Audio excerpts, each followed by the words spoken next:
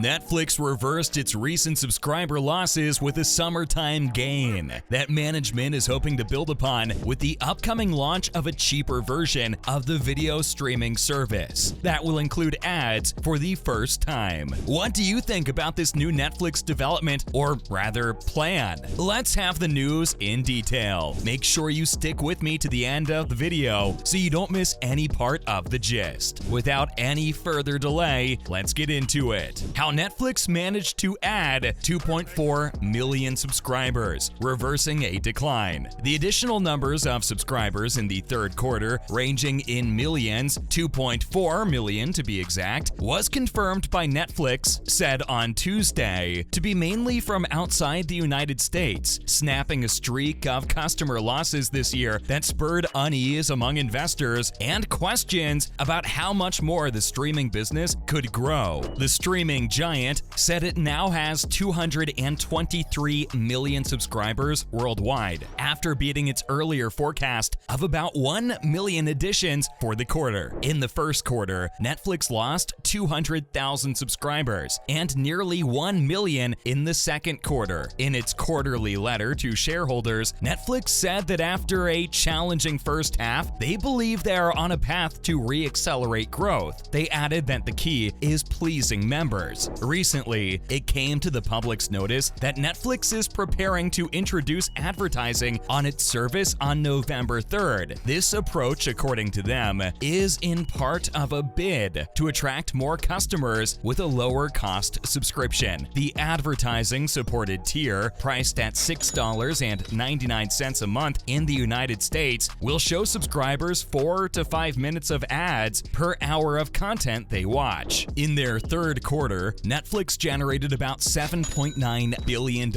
in revenue, a nearly 6% increase from the same period last year. The company generated about $1.4 billion in profit, a 3% decrease from a year earlier. After the results were announced, Netflix shares jumped more than 10% in value. In their letter to shareholders, Netflix said that they plan to add 4.5 million subscribers in the fourth quarter, a 46% decrease from the 8.3 million subscribers it added during the same period last year. Netflix also said it would stop providing guidance to investors on its projected subscriber count beginning next quarter. Rich Greenfield, an analyst for Lightshed Partners, said the results indicated that Netflix would flourish as competitors continue to lag behind. Mr. Greenfield also added that he thinks the reports of streaming's death or maturity have been greatly exaggerated. The decision to introduce an advertising option on Netflix was an about-face for the company, which for years had highlighted its ad-free experience as a selling point for customers. But this year, after announcing subscriber losses on the company's first quarter earnings call, the co-chief executive, Reed Hastings, reversed course, saying that an advertising-supported plan would allow customers to choose their experience. Streaming has become an increasingly competitive industry in recent years. Disney, for instance, reported in August that it had about 221 million subscriptions across its bundle of services. It will start offering a lower-priced advertising tier for Disney Plus in December. Mr. Hastings expressed relief about the company's financial results during a video interview conducted by an analyst that was posted by Netflix on Tuesday evening. Mr. Hastings said, laughing, "Well, thank God we're done with shrinking quarters." Netflix is breaking with convention in other ways this fall. The company plans to release Glass Onion, a Knives Out mystery, in 600 theaters across the United States for 1 week, beginning on November 23rd, ahead of its streaming debut. The first time the company has struck a deal with the nation's largest theater chains at once. The movie, written and directed by Rian Johnson, is the anticipated follow-up to the 2019 hit starring Daniel Craig as the Delphic detective Benoit Blanc. Netflix told employees this year that it was also planning to crack down on password sharing, which allows users to watch content without paying for a subscription. The research firm MoffettNathanson estimates that 16% of Netflix users share passwords, more than any other major US streaming service. Netflix said in April that passwords were being shared with an additional 100 million households, according to its estimate. The company has also cracked down on cost. In May, Netflix laid off about 150 workers across the company, primarily in the United States, or about 2% of its total workforce. Netflix said in a statement that the cuts had been spurred by the company's slower revenue growth. Despite the changes, Netflix hasn't yet been able to reverse a precipitous decline in its share price. The company's stock has tumbled more than 60% over the last year amid a broader market slump, as investors and analysts grapple with the economics of streaming video. During the third quarter, Netflix released a mix of movies and TV shows, including The Gray Man, a big-budget action movie starring Ryan Gosling and Chris Evans, and directed by Joe and Anthony Russo, the sibling filmmakers behind Avengers: Infinity War. Other popular titles included the serial killer show Monster, the Jeffrey Dahmer story, the romantic drama Purple Hearts, and Stranger Things, which released the second half of season 4 near the end of last quarter. Next up, let's talk about Netflix threatening to axe Prince Harry and Meghan's deal. Netflix bosses have warned Prince Harry and Meghan Markle that their $100 million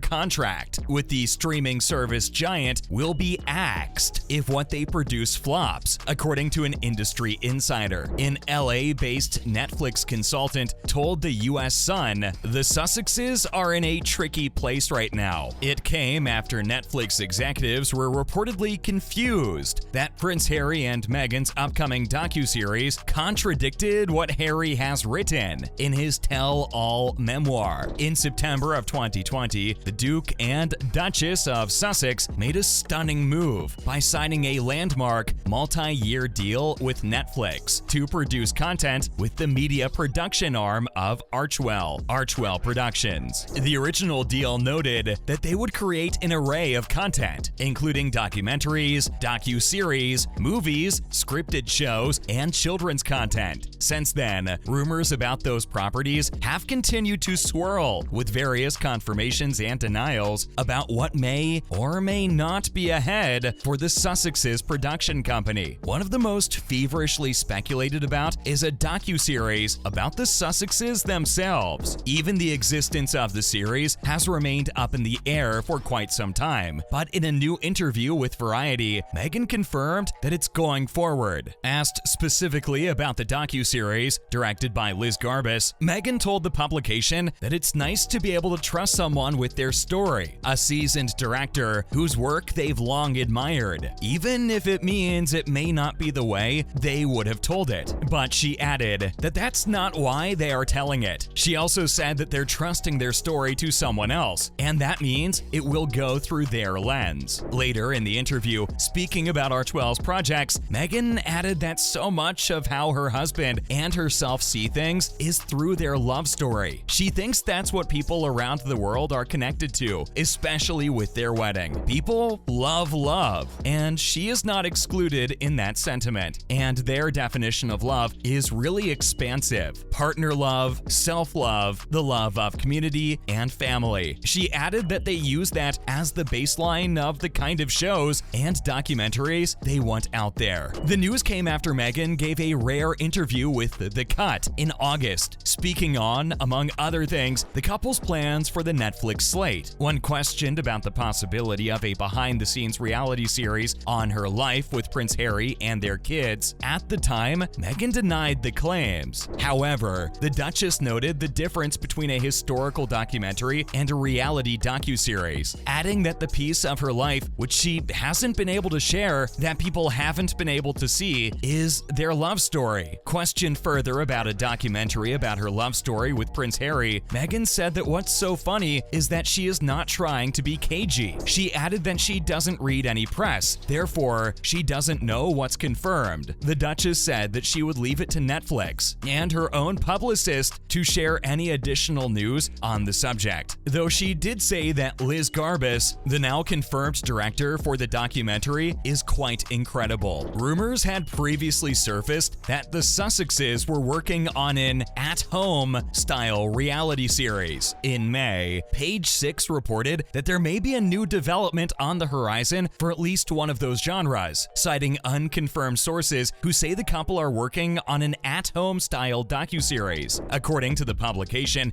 Netflix has been working on a behind-the-scenes look at the royal couple for some time, filming them in their Montecito home, as well as on their September 2021 trip to New York City. Netflix declined to comment on the story, and the Sussexes representatives were unavailable for comment at the time. What do you think of these rumors? Do you think they're true? Let me know in the comment section. That concludes today's video. If you found the video helpful, please do consider giving us a thumbs up, and don't forget to share the video with your friends and family. See you next time.